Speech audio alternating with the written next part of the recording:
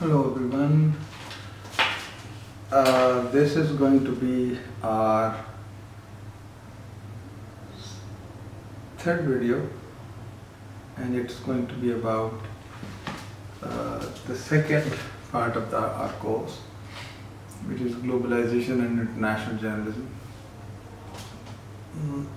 I consider it very important because globalization and international journalism are both terms that don't have any specific definition.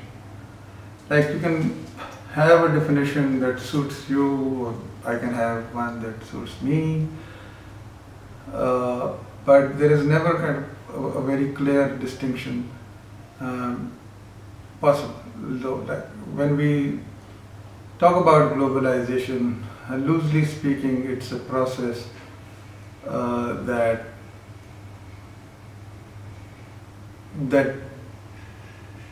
the world has changed into a global village, if I borrow the term from Marshall McLuhan.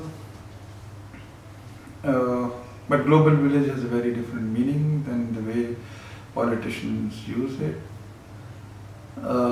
International journalism, on the other hand, means that somebody is doing stories, or a media organization is doing stories from a perspective that goes beyond the boundaries of the nation states that we live in.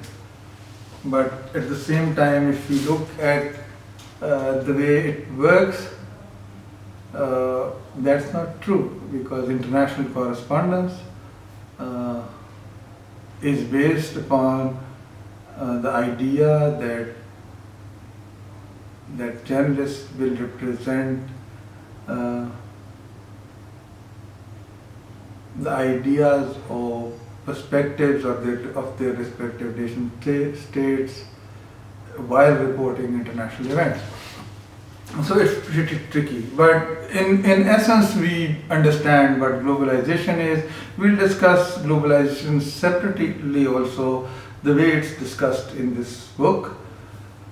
But when we talk about it, its impact on journalism, how globalization has affected journalism, this is more important to understand than what journalism or globalization or international journalism is. We can understand it through its characteristics. Now, there are a few terms that are used in this chapter, and I think it's important that I try to explain those.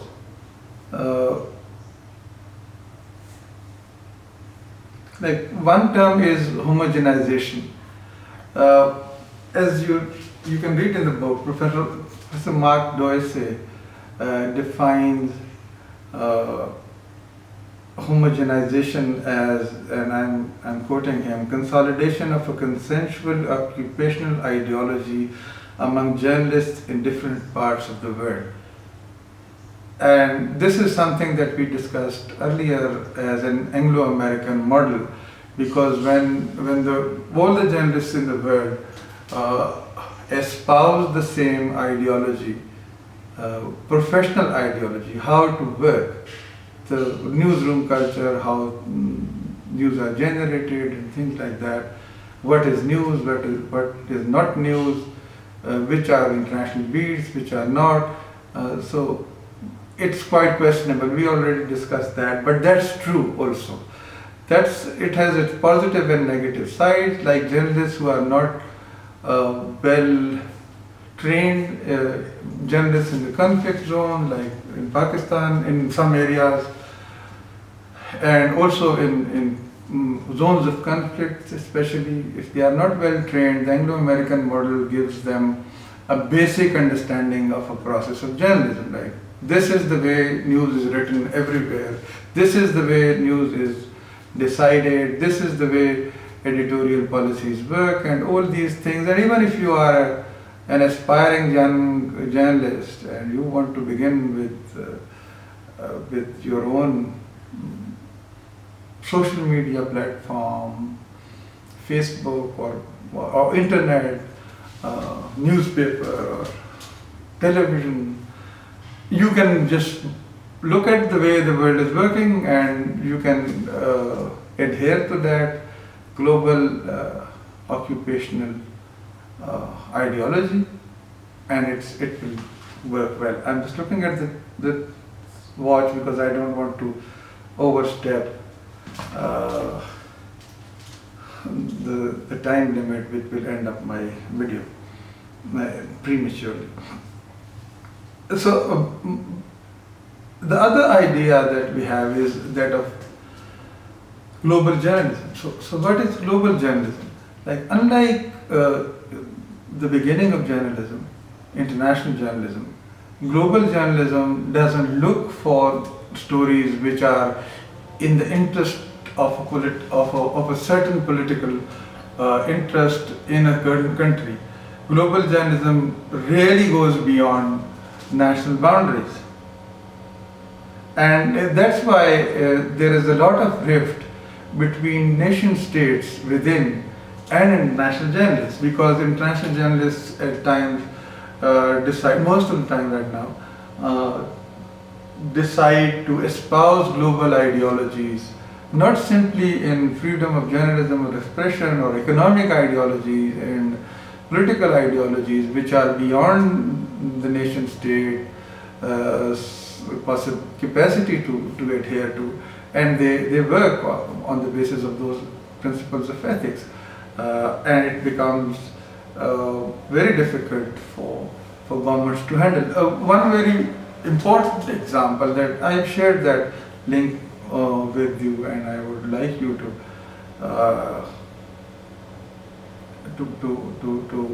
record your impressions on that later. It's the Süddeutsche Zeitung, the German newspaper's editor, Wolfgang Krach's TED Talk about the Panama Papers. Like, and if you watch that TED Talk, it's 7.5 minutes, and you'll see that there is somebody who's speaking beyond the interests of a particular nation or an ideology. Like you watch it, you'll see it, but at one point, almost at the end, he says that the money that has been stolen from different nations belongs to the people of those nations, and it's a global responsibility of every journalist that if they come across any such document as the Panama Papers, they should work on it. And 250 journalists around the world worked on it. And at the end of the day, as he says, that if his city, Munich for example, if part of that money belonged to it, that money could, although Munich is a rich city, but he said we would have had better housing, we would have had better transport system, better schools. And then he moves to other nations. He say people can't eat or drink, or they don't have enough food to eat, no clean drinking water, no roofs on their heads. So why shouldn't we fight for that? And that's you listen to that and you see there is a global journalist speaking. Like this person or the group that worked, Pakistani journalists also include. One Pakistani journalist is also part of that, and he has to go through a lot of trouble during the last. Umar Chima was part of the team, and he is having a very difficult life, you know that. So this also brings us to the point that the nation state and the global journalists are somehow parting ways. So they are not adhering to the nation state's ideology. So for the nation state, it becomes a big embarrassment. Any media organization, any individual journalist going beyond the national agendas becomes problem. Not simply for Pakistan, but anywhere else in the world. And then comes global journalism is also supported by this huge transformation of the world from a sedentary kind of place to a technologically exploded world where you can just access any place on earth and you can just move on from one point to another, and or you can just know about every part of the world, and you have cheaper technologies like an FM radio station costs you can even make it yourself, 30 to 50,000, and you have that money, you can build a FM radio station and you can just start working on it any place, or you can have a web TV, for example. And all these technologies are really making it impossible for anybody to control them. And then your transmission technologies, the way you can transmit it to any place on earth. So this is really making journalism global, and the themes are kind of endless. There are too many themes. So we see that all this is happening, and where are we going? We are reaching a point where the industrial traditional basis of international journalism is no more compatible with the work that we do, because you don't need a media organization to give your view. You can have it if you have the skills to do that and the knowledge to have it. You have some themes, and then you have the skills. You use your phone and you reach everybody. You don't need it. So it's really changing, and this is also partly the reason why investment into international journalism is getting lesser and lesser, because what to do? There are too many opinions coming out, and it also gives us another point that along with the nation states, most of the decisions about what is news or not were not made in the countries where international events of global importance happen, but rather in the newsrooms where editors used to sit, and also the sources of those information were not people who were part of that happening, like good or bad, but rather bureaucrats, people living in other countries, like a Pakistani living in DC, influential, well-connected, embassies, and these were the small groups through which editors used to make decisions about the newsworthiness of any international news, and then they used to ask a desk or international journalist to do the job. So it's all changing because it's not controllable, it's new. This brings us to the next point, which is the heterogeneous nature of international journalism. So when we look at that, there are a few things happening. One of those is domestication of foreign news. Like foreign news is no more